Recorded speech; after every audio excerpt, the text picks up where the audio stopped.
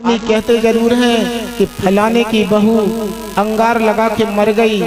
भैया वह किसी की बहू नहीं मरी, वह किसी न किसी की बेटी मरी है, किसी न किसी की बेटी मरी है। इसलिए इस बात को ध्यान रख लेना, बहू नहीं थी वो किसी न किसी की बेटी थी। उस सास को ये चाहिए जीवन में कि ध्यान रखना अपनी बेटी को कमी पड़ जाए लेकिन बहू को कभी कमी नहीं होने देना, क्योंकि वो अनजान लोगों के बीच में आई है, अनजान लोगों के बीच में आई है। बेटी को कम कर देना, थोड़ा कम कर देना, लेकिन बहू के लिए हमेशा तत्पर रहना।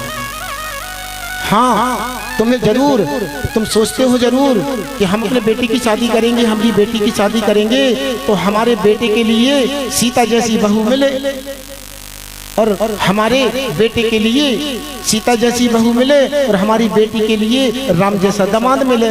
जरूर मिलेगा, गारंटी दे रहा हूँ व्यासपीठ से, जरूर मिलेगी आपकी बेटे को सीता जैसी बहू, आपकी बेटी के लिए राम जैसा दामाद भी मिलेगा। लेकिन ध्यान रखना, सबसे पहले तुम्हें कौशल्या और दशरथ बनना पड़ेगा, कौशल्या और दशरथ बनना पड़ेगा। जिस दिन तुम कौशल्या और दशरथ बन जाओगे ना, उसी दिन देखना तुमको राम जैसा दामाद भी मिल जाएगा और सीता जैसी बहू भी मिल जाएगी। भैया लोगों ने भी आपको वचन दिए हैं, उन वचनों का घर में जरूर पालन करना। मालूम भैया ने क्या क्या के लाए हैं तुम लोगों को? सुन लो क्या क्या के लाए हैं।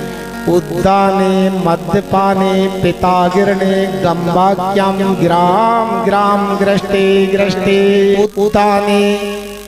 स्त्री जाति को कभी सुनसान जगह पे अकेली खड़ी नहीं होना चाहिए। जो स्त्री सुनसान में अकेली खड़ी रहेगी वह घर की मर्यादा नहीं करेगी। आगे समझ में? उद्दाने मद्यपाने, मद्य समझती हो? दारू पीने वाले, इनके मुंह स्त्रियों को नहीं लगना चाहिए। पितागिरणे, जब तक पिता के घर से बुलावा ना आए ना तब तक जाने का अधिकार नहीं है। नहीं तो उठाओ थैला, पास की मायका होगा, पास की ससुराल होगा, इस खुद से मायके में और खुद से ससुराल में। बिगर बुलाए पिता के घर में नहीं जाना चाहिए। उद्दाने मद्यपाने पितागिरणे गंबाक्यम, अपने वाक्यों को ससुराल में इस तरह बोलना है किसी को बुरा ना लगे, क्योंकि कौवा भी काला होता है और कोयल भी काली होती है। इनमें से सबसे अच्छा कौन लगे? क्योंकि कोयल मीठा बोले, इसलिए बाणी, अपनी बाणी ससुराल में ऐसे बोलो कि कभी किसी को ना लगे। मालूम?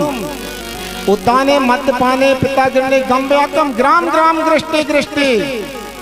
शास्त्र कह रहा है हमारा कि जब ससुराल में रहो अपने शरीर के अंगों को ढक के रहो, अपने शरीर को छुपा के रखो। लेकिन भगवान जाने का होगा ये देश को, जब तक कुंवारी रहती है सो मोह बांध के चलती हैं और शादी हो जाती तो मोह घर के चलती हैं। समझ में नहीं आ रहा है, उस तरफ ही जा रहे हैं। मतलब जबकि शास्त्र ने कहा कुछ है और कच कुछ रहे। पहले शादियां होती थी तो माताएं बहनें पूरी बेल बेल के गा गा के पूरे बारातियों को खिला देती थी और नाचने वाले बाहर के बुलाते थे, नचनिया लोगों को बुलाते थे नाचने के लिए। अब उल्टा हो गया, अब बनाने वाले बाहर के आते हैं और नाचने वाले घर के नाचते रहते हैं। होती कि नहीं होती थी पहले शादी? अब तो कर दी। और दुल्हन रोती थी विदा में, आजकल तो रोती भी नहीं है। गाड़ी में बैठी और कर टाटा बाय बाय और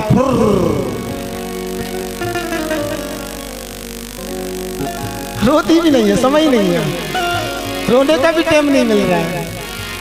महाराज अच्छा, रो तो फांसी और ना रो तो फांसी। एक दुल्हन बारात में खूब रो रही थी, विदा हो रही थी, उसकी इतना रो रही थी, इतना रो रही थी, उसकी साड़ी भीग गई। उसका दूल्हा थोड़ा कमजोर दिल का था, उसने देखा हमारी दुल्हन रो रही है तो वो भी रोने लगा। अब जैसे ही दूल्हा रोने लगा तो फूफा ने देखा उसका जी क्यों रो रहा है। उसके फूफा दौड़ते हुए आया घेर घर के, उसके कान में कहता, क्यों रे बेवकूफ, तू क्यों रो रहा है? बोले हमारी दुल्हन रो रही है।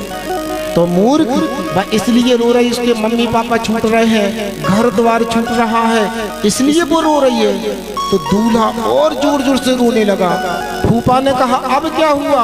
बोले इसके घर द्वार छूट रहे हैं, मम्मी पापा छूट रहे, इसलिए ये रो रही है। ये घर जाके मेरे मम्मी पापा छुटा देगी, इसलिए पहले से रो रहा हूँ।